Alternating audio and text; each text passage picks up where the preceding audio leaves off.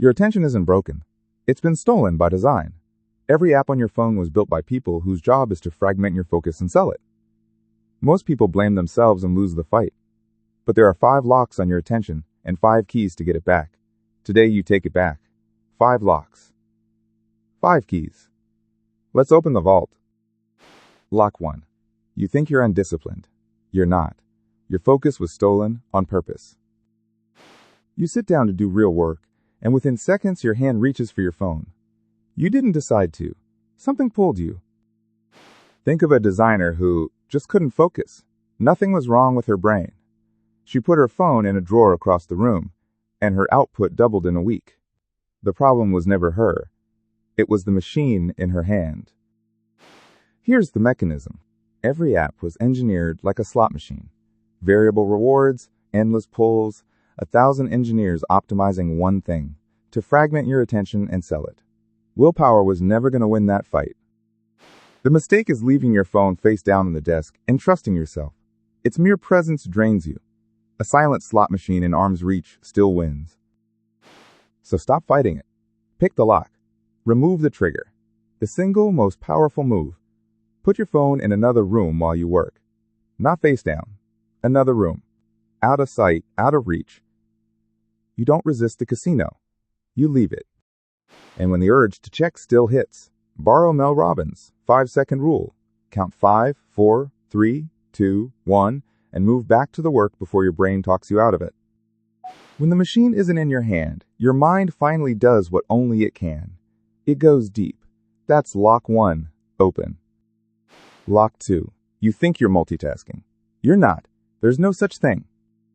You bounce between the email, the report, the chat, feeling busy and capable.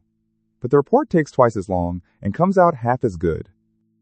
Picture writing a report while pinging back to email every 2 minutes. Each time you return, part of your mind is still stuck on the last thing. You're never fully here. Scientists call it attention residue. The brain doesn't multitask. It switches, and every switch leaves a residue of the previous task stuck to your mind. You're paying a tax you can't see. The mistake is being proud of multitasking. It feels productive. It's just switching, faster, with more tasks. So single task, one tab, one task, to a clean stopping point. Give one thing your whole mind, then move on. Try this today. Before deep work, close every tab but one. Batch the small stuff, email, messages, into one window later, not sprinkled through the day. One thing at a time isn't slower. It's the only way the work is actually good. That's lock 2, open. Lock 3, deep work feels unbearable now. And that's not a character flaw. It's withdrawal.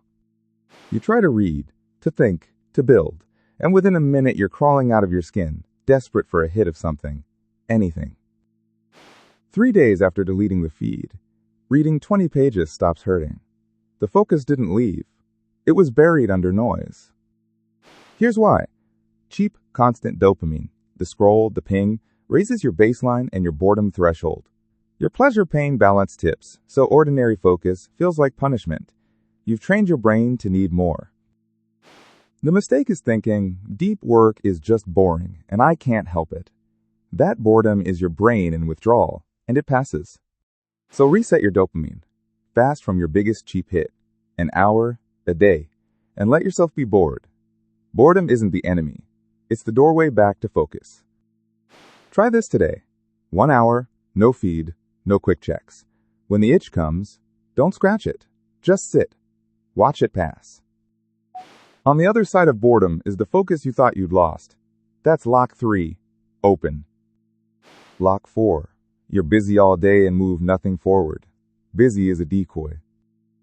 Emails answered, messages cleared, meetings attended, and somehow the one thing that mattered never got touched. 90 minutes of deep work in the morning will outproduce a whole day of reacting to notifications. One is rare and valuable. The other just feels like work. Here's the mechanism. Shallow work, reactive, administrative, feels like progress because it's visible and easy. But in a world of knowledge, the rare, valuable thing is deep work. Hard, focused, undistracted. And it's exactly what gets crowded out.